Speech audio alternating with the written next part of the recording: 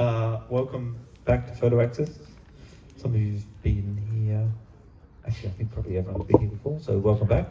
My name's Alex Robinson and I am the director here. I'd just like to start by acknowledging that we are on the unceded lands of the Ngunnawal and pay my respects to the elders past, present and emerging. And I'd also like to extend a very warm welcome to any First Nations people who are joining us here this evening.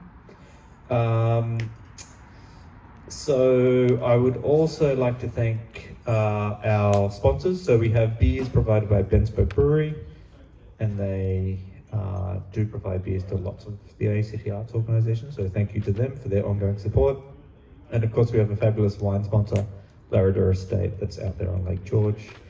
It's one of the highest altitude wineries in Australia, so enjoy that. What we do here at Photo Access would not be possible without the ongoing funding and support that we also receive from Arts ACT, and that's our ongoing organisational funding. So thank you to Arts ACT for that ongoing multi-year funding. So it's my great pleasure to open the exhibition this evening, which is entitled The Spectral Lens, which is an artist-curated exhibition by Carolyn Craig. The Spectral Lens questions how aesthetic practices can represent or interrogate identity in an age of image flux and post-colonial review. Using strategies of hauntology and the spectre, the artists consider contemporaneity as a site of complicit erasure and resurrection, where place is perceived as a complex habitation of ghosted pasts and presents. So the exhibition features work by six Sydney, is everyone Sydney based? Yeah, I think everyone's... I mean, Claire's Sydney and Sydney and Melbourne. Okay, so Sydney and Melbourne based artists. So we have Carolyn Craig, Damien Dillard, Claire Humphreys, Roy Lee, David Manley and Justine Rush. It's now my great pleasure to introduce Carolyn, who is the artist curator of the show, who's just going to give a little overview. Welcome.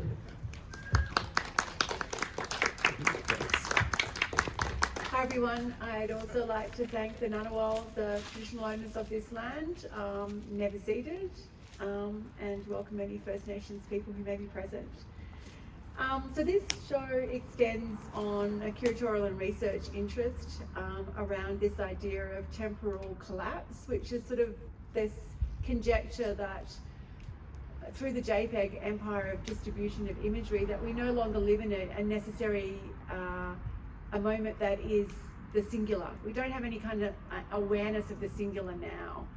And so in drawing upon that kind of aggregate of imagery, how do we sort of process what it means to be an embodied human within that image flux around us?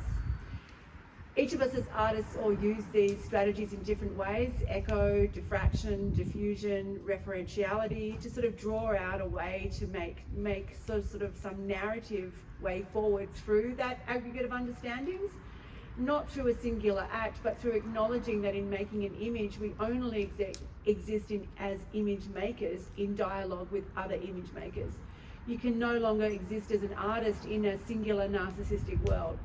An image that I make only really has its tenuous existence by talking to an image next to it. And I think that's why I really enjoy curating shows with groups of other artists, because it helps me to move into that dialogic intent. I learn from seeing what they do. In writing essays about what these shows are about, I also extend upon my own research practice, and it also brings us into these ever-growing relationships with each other. So as a group, we also exhibit in Korea. We're all about to go to Korea in, is it 8 weeks, Roy, I think, and have a show over there. And these kind of ideas that we're working through, we work through them collectively. And I also feel like as image makers in photographic indexical practices, that's always been a collective thing. The darkroom, and for me the printing press, these are spaces that we work through collectively. And although now I can work through a digital camera alone, I want to work through that aggregate collectivity of image making structures. So thank you.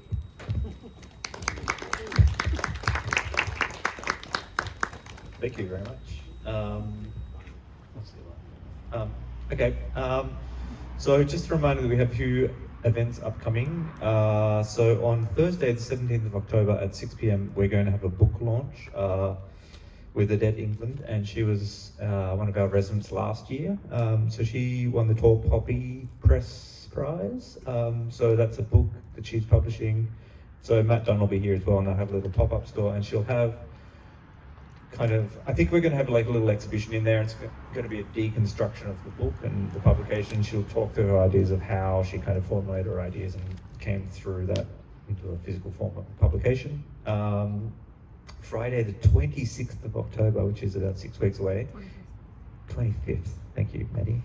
Friday the 25th of October is our 40th birthday celebration. Woo! Yeah. So we are, of course, now the longest running photographic organisation of its kind in Australia. So please all come along to that celebration. It's just going to be a party, and Congratulations. thank you. Yeah, because It's a huge thing. it is a huge thing, and of course we all can see what's happening in Melbourne with CCP, and that's all really sad. And what happened in Sydney, the ACP. So I think the opportunities for photographers to exist their work is getting more and more limited in Australia. So we have to persevere, and we need your help. So come along and support us, and have a good night. And we'll see you all at the next opening, and enjoy the succulent chicken.